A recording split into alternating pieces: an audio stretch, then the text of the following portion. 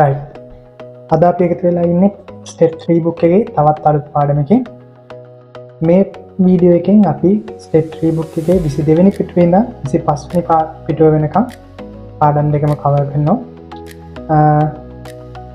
22 වෙනි පිටුවෙන් අපි පටන් ගන්න defending against double attack.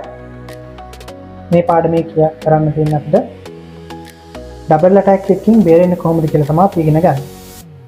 අපි පළවෙනි එක්සැම්පල් එකෙන් නම් බලමු. මේකේ බේරෙන ආකාර කීපයක් ගැන කියලා දීලා තියෙනවා. පළවෙනි එක තියෙනවා මෙන්න මේක interposing and protecting.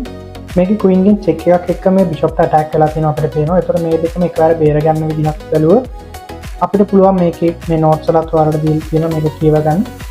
රුක්ක F4 කොටුවට දැම්මොත් check එකනොත් බේරලා bishop එක බේර ගන්න පුළුවන්. ඒතර මේ දෙවෙනි එකේ moving away and protecting අදලා බේර ගන්න තියෙනවා.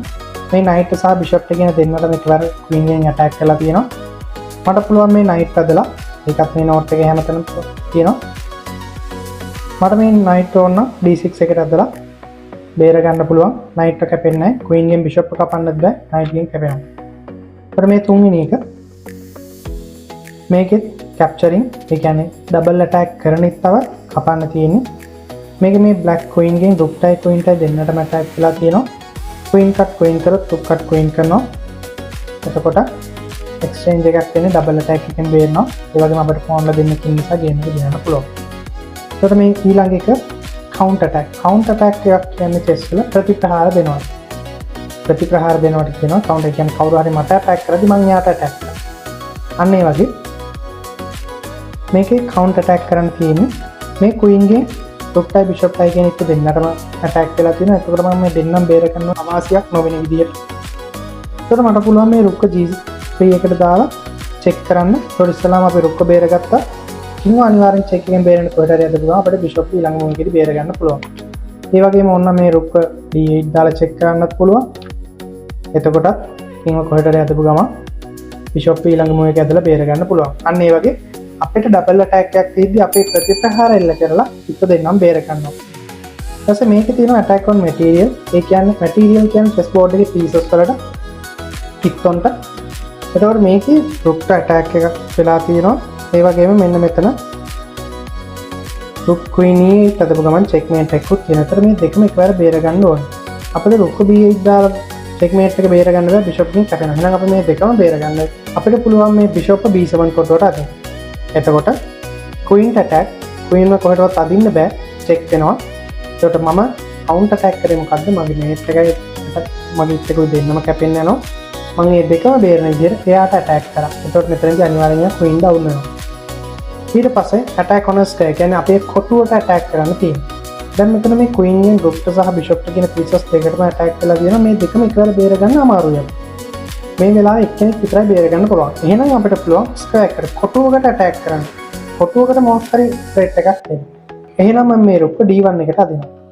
එතකොට මොකද වෙන්නේ? මෙයා නිකන් හරි bishop එක කැපුවොත් අපිට පුළුවන් rook d8 දාලා checkmate කරන්න. එහෙනම් මෙයාට මේ වෙලාවේ දැන් queen ගෙන් bishop එක කපන්න බෑ. checkmate එකෙන් බේරෙන්න ඕනේ. මම checkmate එකෙන් බේරන ගම මම bishop එකට ඇදලා මගේ ඊටවත් බේර ගන්න. ඒකට මගේ ඊට දෙන්නම defend වෙනවා.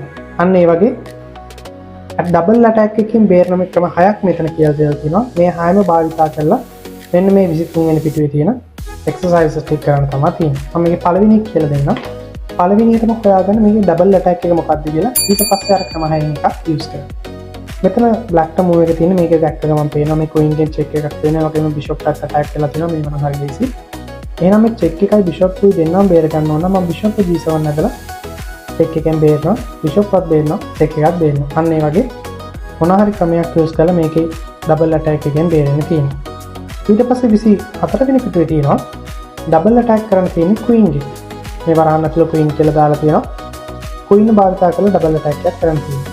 එතන මෙතන හොඳට බලන්න white move එක තියෙන්නේ. මට පුළුවන් queen h4 අදින්න. check එකක් තියෙනවා. ඒකම knight එකත් attack කරනවා.